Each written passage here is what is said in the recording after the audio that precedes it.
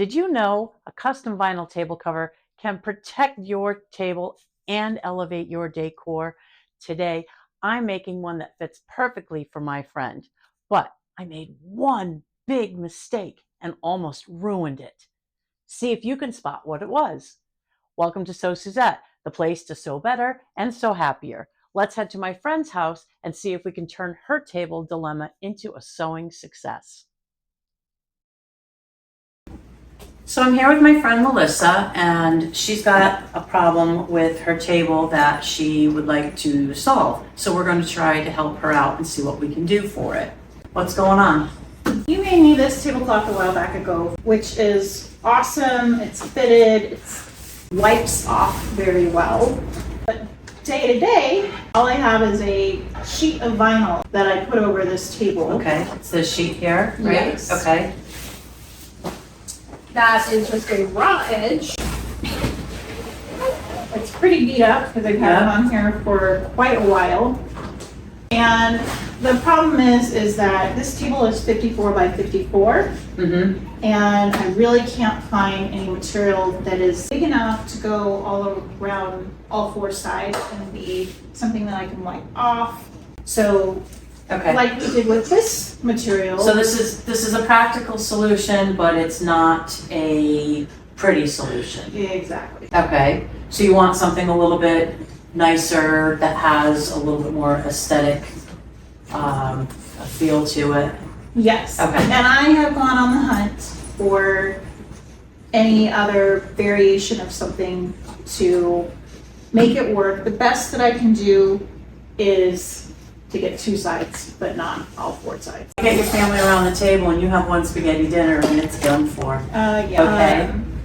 So we need to go on the hunt and find something else that's gonna work, something similar to this. Unfortunately, with the closing of places like Joann's and only leaving us a few options left, we do have an option here in the Phoenix area in Arizona, and we'll take a trip and see what we can find there, if we can find anything. They've got lots and lots of material. It's a huge warehouse. So we'll see what we can find. We stopped by SAS Fabrics in Phoenix, a legendary independently owned warehouse full of discounted textiles, trims, and notions. They don't sell online, so it's a place you really have to explore in person. We found some beautiful fabrics there, including one perfect for this project. Here's the tablecloth that we're going to use as the inspiration for this project. This was the one that I made for my friend last year or the year before. I don't know if you can see, but that has a mitered corner, box corner, and it's hemmed all the way around. And I have the hem where the drop meets the tabletop. We have top stitched that to keep it down, and it just fits very nicely over the corners of her table. It doesn't slide around, and it makes everything look nice, and nobody has to worry about tablecloth pulling on their legs when they're sitting there. So we're just going to double check our measurements. I'm pretty sure it was 54 by 54, but measure twice, cut once. So that is exactly 54. And it's a 6-inch drop. We used 1/2-inch seam allowances. So we'll just add 1 inch to all of our measurements. Now this is a wipeable vinyl. It's got a little bit of a texture to it. You see that right there. So that's got a nice fabric weave look to it. So it's nice. It will wipe very well. It's got a little bit of a sheen to it. So you can see that in the light right there. And I did a couple of test corners. This one didn't come out so well. This one came out perfect. Let's get cutting. So I'm going to start at this end so that I can be at the right end to cut, as I am right-handed. And the rotary cutter just goes right through this. It's like butter. Mind you, when we're done, I will have to change the blade because I'm sure that cutting vinyl is not going to be conducive to the blade staying sharp to cut fabric later on. And let's just get this rolled out. Now, typically I have my blue cutting mat down here, which is a self-healing mat. And then I got this one. What I learned is that they're not self-healing, but I do like to keep my table covered because it does have some hinged areas here in the middle that kind of give it a little bit of an uneven surface when you're cutting. But this is a bigger project, so we need the whole table. All right, I am going to just let that drop right off. We need to measure 54 inches. So let's keep this right here on the line, and I'm going to mark right here. That is 33 inches. All right, so that was my 33 mark. I'm going to pull that. And so to get to 54, we need 21 more inches. And we're going to measure. I said I needed 21 inches because 54 less 33 is 21. However, I also need an extra ½ inch on each side, so 1 inch total for my seam allowances. So we're going to need 22. Okay, there we go. That is my 22-inch mark right there. Now I'm going to make sure that my ruler is lined up very evenly. And before I cut, I'm going to just make some marks where that ruler is. I'm going to measure from this end at the 22 mark to make sure that we're going to meet up very squarely in the center. But that seems to be pretty straight there. Okie doke. Making the first cut, it's always the hairiest. So here we go. So when you're cutting and you come to the end and you need to slide your ruler up, don't take your rotary cutter out. Hold it there. Slide your ruler up. There's my other edge of my cut. And I'm on my line here. And I'm going to place my hand flat on my roller, keeping my fingers away from the blade.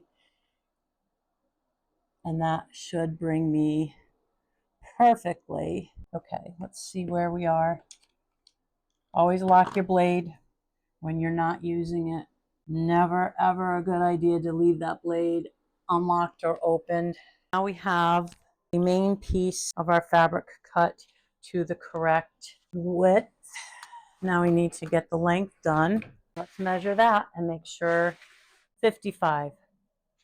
Perfect.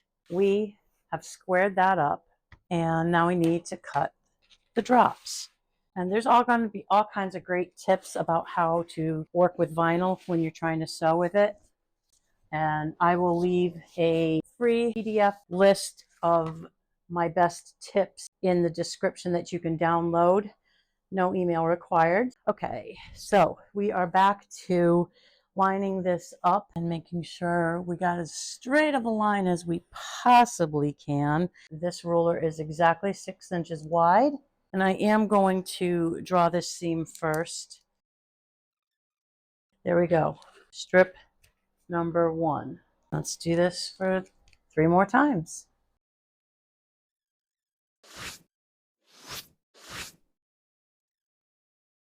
Okay, last strip.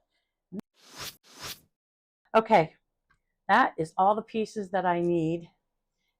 Now that all of the pieces are cut, I'm marking the point where my ½ inch seam allowance meets at each corner on the table cover, and then I'll do that again on each of the 2 sides of all of the skirting pieces or the drop where they will meet the table cover corners. This will help ensure a very accurate seam. I have 3 of my sides already clipped on. I'm just going to show you how I did that so that you can see. Now I clipped on the side, and then on one corner I flip it back a little bit, so that way when I put this corner on, I can take and I can find that little dot that we made at the corner. I'm going to line the edges up here, so line these 2 edges up, and I'm going to just slide this one off right until I feel the bump of the vinyl below it. And then I'm just going to take this clip here. I'm just going to put the clip on it, and we're going to clip all the way down, and that's it. Really not much to it.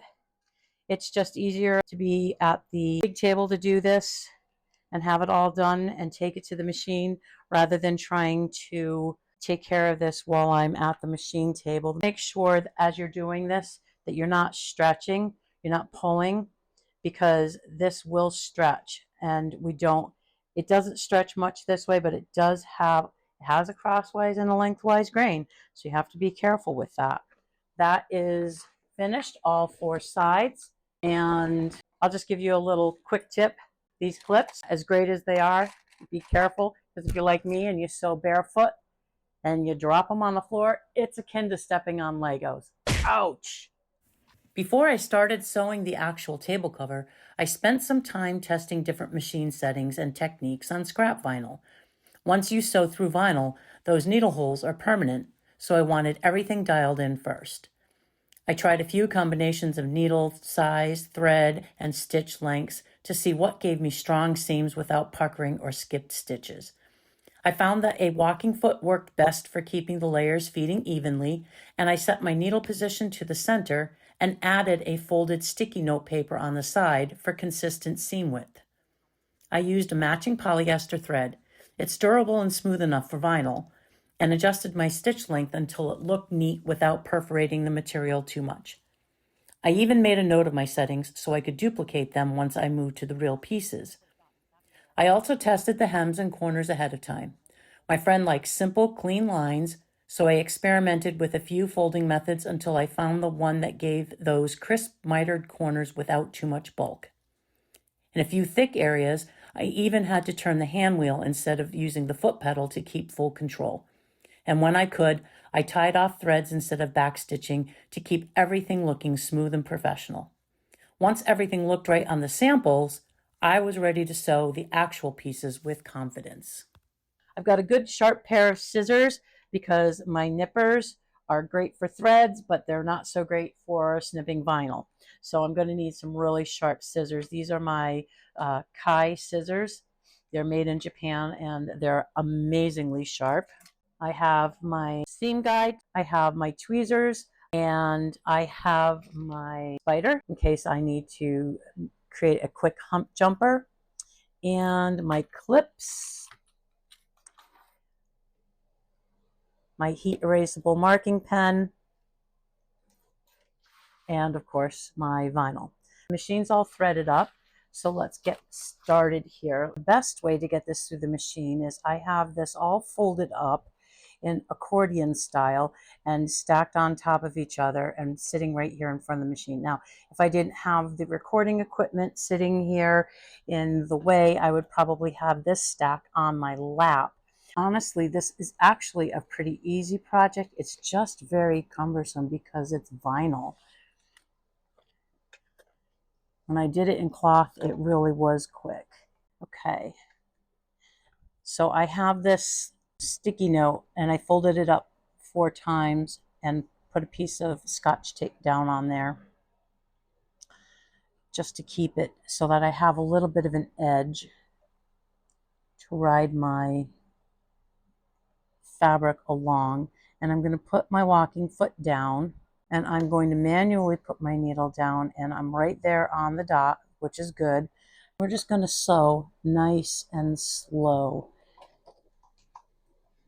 And I've got 2 stitches forward, and then I'm going to do my 2 back stitches to make sure that we're getting in the same hole and the same line.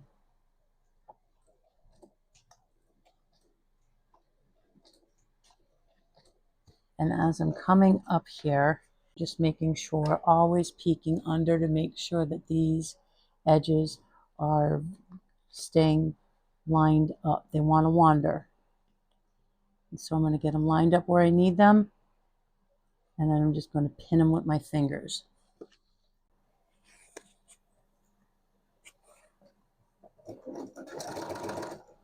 This one's just so cumbersome that it's really difficult. So my hand is under here, but I'm between the 2 layers, and I'm just holding that bottom layer so that it doesn't slide around on me. I'm letting the machine guide everything through.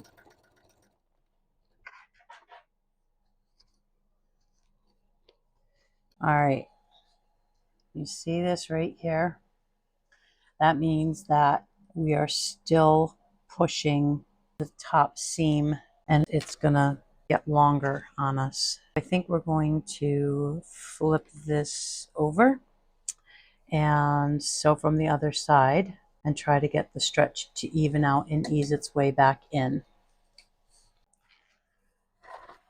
All right, I have my table cover flipped over now. I rematched my top corner so that I have my dot right there at the edge of my table cover. And then I pinned or clipped and I distributed the fullness of the bottom piece, which is now longer because it's being stretched by the walking foot. Even though it's an even feed or walking foot, it is still stretching. I'm going to be right here at this dot. I'm going to put a pin through so I can see. And then I'm going to mark where that dot is. Okay. So my needle is going to go inside that little tiny circle right there. And again, I'm going to just use my hand wheel and pull it down. That's going to land right in that circle. There it is right there. Okay. So hopefully now the bottom feed dogs will help to ease this bottom layer into the top layer now. Let the machine pull it through and ease it in. All right, I want you to take a real close look at this. There is no bump right here at all. This is matching up perfectly. So this trick does really work. The bottom layer is being eased in by the feed dogs on the bottom. Even though we're having the even feed on the top, it still wasn't working because of the thickness and the drag that's on this lining of the fabric. And here we are. This just worked out perfectly to flip it over. As cumbersome as it was, I'm glad we did it.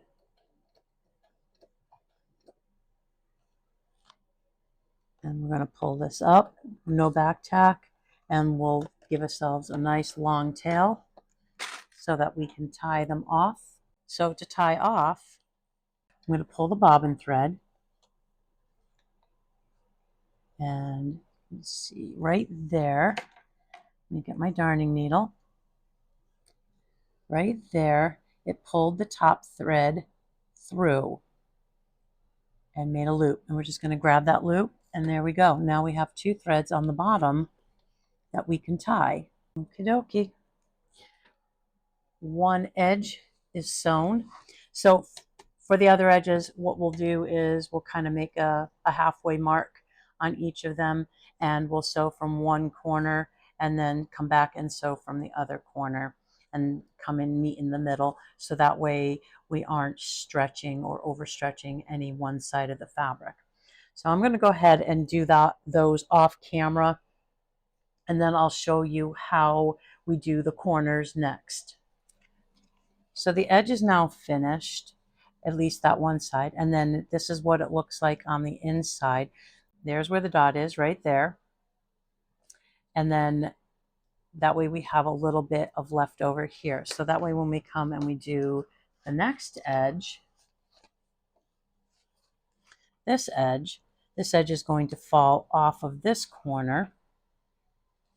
And when we start sewing, we're going to start sewing right here at that dot. Okay, so here's how we're going to start the next seam. So the one that I just sewed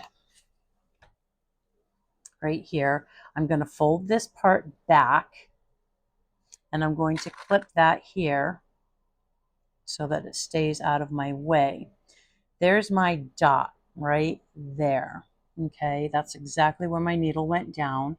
That's exactly right there, that edge of the fabric.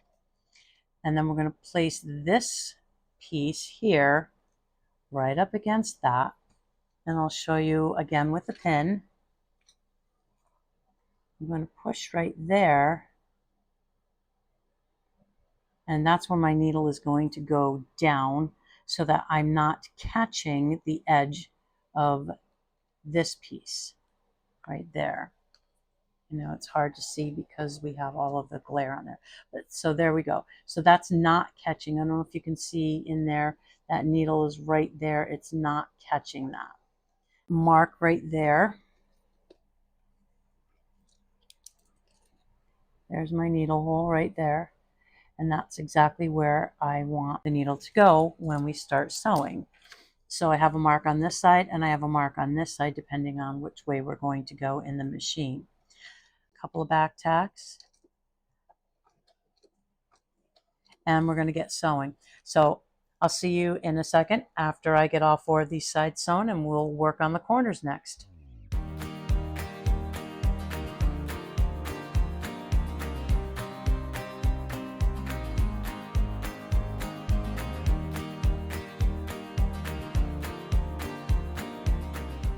For the corner, these are pretty easy. We are going to take, this is the top table topper here, and this is the 2 sides here, and I'm going to fold on a 45-degree angle the tabletop, but I'm going to match the edges, or the inside edges, of the drop. I'm going to clip that here, and I'll show you what it looks like on the inside before I clip that. And then we're going to clip these edges here, but if you can see in here, that's the tabletop. That is on a nice 45-degree angle. That'll be out of my way when I'm sewing down this line here. So I'm going to just put these 2 sides together, nice and even. Give them a couple of clips. This point right here is where we are going to put our needle down. I'm going to make a mark right there, so maybe you can see it a little bit better. That's right where the seam ends, this way and this way. Okay. And so hopefully if I put a pin through there, it comes out right where the seam ends on this side. All right. Now, my next step is to take all of these corners and draw a line so I know exactly where I'm sewing down. This makes it a little bit easier, especially with this bulky fabric. So let's get a straight edge. Move this over a little bit. Get that right on that line. I'm just going to measure this over to make sure that we've got the same amount. Okay. 7/8 of an inch. And so at the bottom, it should also be 7/8 of an inch. There we are. Perfect. And draw the line down. That's where we have our sewing line now. I'm going to do that on all 4 of the other corners, and we're going to place the needle down right there, and we're just going to sew all the way down. Let's get that under here. I'm right there at the edge of that seam in the same hole that that seam ended. And we're going to hold everything nice and tight. Remove that clip so it's not in our way, and begin sewing.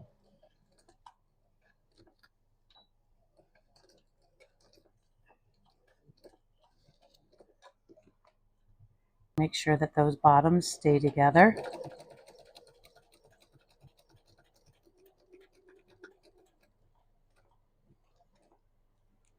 And I'm going to do a back tack. And there we go. All right. So we should be able to open this one up and have a beautiful corner. We'll have to do some trimming. I got a pair of nice sharp scissors.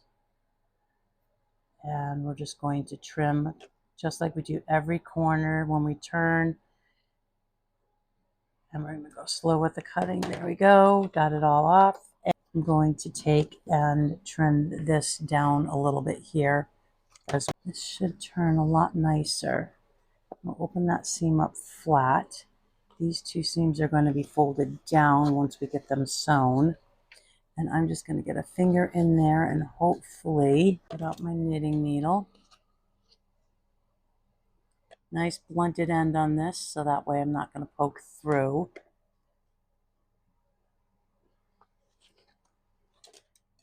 And there we go. Sorry, I've been hitting the camera a lot. But here we are. All right, look at that. Look at that corner. That looks so good. Oh, seriously, for a vinyl corner, for a table cover, that's fantastic. And once we get this all sewn down, it's going to lay really nice. We'll give it a little bit of a warm iron on there and get it to crease a little bit. That looks great. Oh, I'm so happy with that. Woohoo! Okay, 3 more to go. This is the last corner, and I'll show you what I've been doing to finish these off. So you get the corner turned slightly after you've trimmed it. Poke out that corner there a little bit, and then you want to fold the seam allowances toward the right side and get the bottom edges lined up. And you're going to slide it underneath your presser foot, and with the walking foot, I'm going to have the left edge of the foot ride right along the seam that I just made so that there's a little bit of a lip there. And that will get me to sew nice and close to that other seam and tack down the seam allowances without a problem.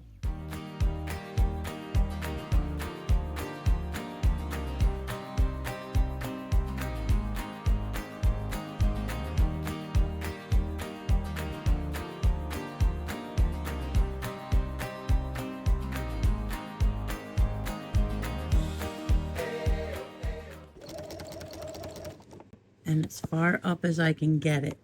One more, I think. And then a back tack.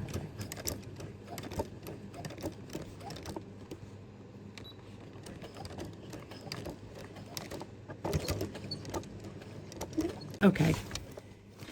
And then we're going to try to slide that all out from under the foot. And a little snip, snip of the threads. So that's what it looks like from the outside. So there's the corner, this is the drop. So all of that bulk has been pushed to one side. If you did this, left the seam open, it would be much more vulnerable. And with the larger or longer stitch length that we're using, it leaves a lot of space. I don't know if you can see in there how those stitches just leave a lot of space. This way, they're definitely more secure. We're going to reduce the bulk on that seam. So here's that seam that we just did. I'm going to take the scissors, nice and sharp, and we're going to cut very close to that seam that we just made. I'm not worried about it pulling out because that's a second seam. All right, so there we go. And that takes all that bulk out of there as much as possible. So now we just need to fold that down, do a top stitch on there, and then fold that up and do the hem, and then we'll be done. All right, so we have all of this seam here that we have to go around, and I'm going to pretty much do the same thing as I did on those corners. I'm going to rest my presser foot with that toe right here, riding along this seam right here, and I'm going to hold my hands and just kind of pull gently that fabric away from the seam and just make sure that the bulk of this seam is always going toward the skirt. Okay, so lower the needle, and I'm not going to do back tack on this. I'm going to just leave the long thread tail, and then we'll tie them at the end and put a little bit of fray check on there to glue it. So that way, because it is going to show from the front and I don't want that back tack. I think it's just going to be too much. So we're just going to ride that seam right along that foot. I'm going to go slow because it is 3 layers. Okay. And then I'll come up to the corner. I'll show you how we're going to turn the corner. All right. Now, this is going to be hard to see as I'm coming up, but I'm really holding this here and trying to pull all of the bulk of the corner out of the way, and then we'll turn when we get down here. Now, here is where you really want to make sure that you've got these layers straight. And I'm going to see if I can get you a better angle on that. I'm really manipulating with my fingers, trying to keep all the bulk where it goes and keep the seam straight.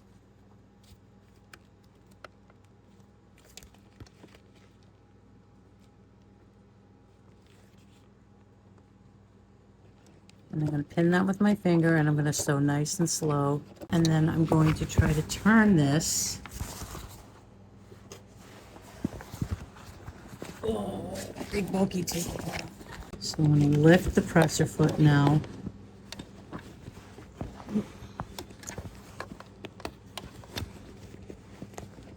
Try to get all of that in here.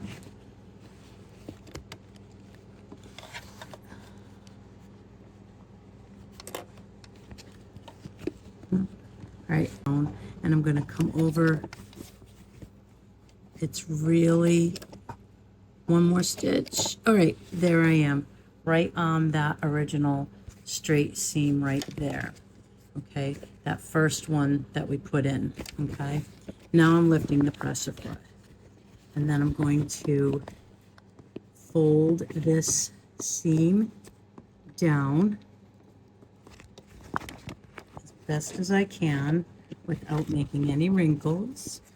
And then we're going to put the presser foot down again. I'll have to help it through. Now I got to get that bulk moving through there. And then keeping the seam down again, just like we did before on the last one. There we go. And that should be good. And then we're just going to continue on straight till we get to the next corner, wrestle that one through, and then 2 more after that. So I'm going to do this off camera. I'll be back when we start doing the hemming. That's really easy. All right, we've sewn all the way up, and this seam is sewn all the way around.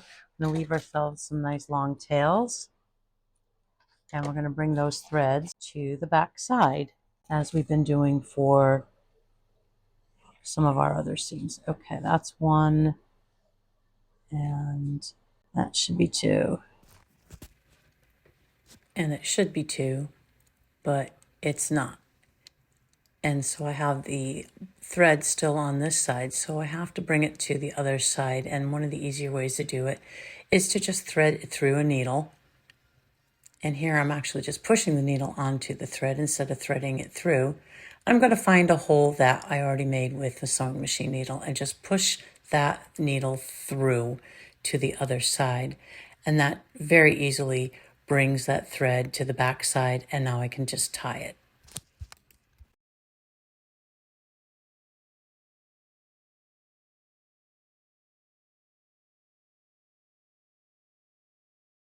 Is the edge of our table cover. Looks pretty darn good, doesn't it? All right, let's do the hemming. Now, in order to do the hem, I'm going to actually press it first and clip it, and then we're going to come back so that it stays nice and pretty while we're sewing. At the ironing board, and this is what we're going to need. We're going to need a seam guide, we're going to need some clips, and some sort of a pressing cloth. We're going to have the tablecloth, and I'm going to just start putting some clips in where I think about a 1/2 inch fold is going to be. I don't have to be exact for this part because we're going to measure it here in a second. So I've got my seam guide set up for a 1/2 inch, and then we're just going to put some clips every so often and make sure we're measuring 1/2 inch. And I can crease it with my fingers as I go, just to kind of give it a little bit of body. And then we're just going to keep measuring and clipping and pressing with our fingers. All right, so once we've got a pretty good section clipped, we're going to take the press cloth and make sure that we've got the vinyl pressed down. And I'm going to take an iron, a very lightly warm iron, and then I'm going to put my clapper on top of it so that the clapper can hold the heat in and still give it a good press. You got to play with the iron, make sure, because the idea is that we don't want to melt the vinyl. But there, that's a nice edge. And once this is sewn down, that'll just look beautiful. All right, so it's just enough to give it a little bit of a crease. We're going to keep doing that all the way around. You just have to be very careful with very low heat and absolutely positively have some kind of a pressing cloth, Teflon cloth, muslin, whatever it is that you're going to use, so that you aren't touching the sole plate of your iron directly to the plastic of the vinyl. I'm going to finish this and then I'll see you at the machine. The pressing is done for the hem. Now we just have to get it all hemmed up. This is actually pretty easy to do. This is a pretty straightforward hem, nothing special about it. I'm going to do a nice long stitch so that it looks really good, and just going to keep that butted up right against that paper guide that I have here already, and that should come very close to that edge but not off of it. Give me just enough of a lip to stay on. Okay, here we go. My box of clips nearby, so I can just keep taking them off and throwing them in. And again, I'm not going to back tack. I'm just going to leave a long tail, and we'll pull them to the back side and tie them off.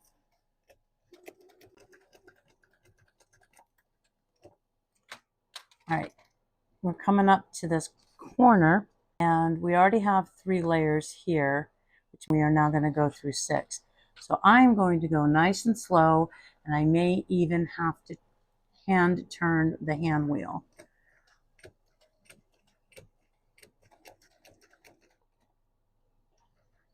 Let's see, I don't know if we're going to need the hump jumper or not. Oh, it went through on its own. I'm just going to turn that last one by hand.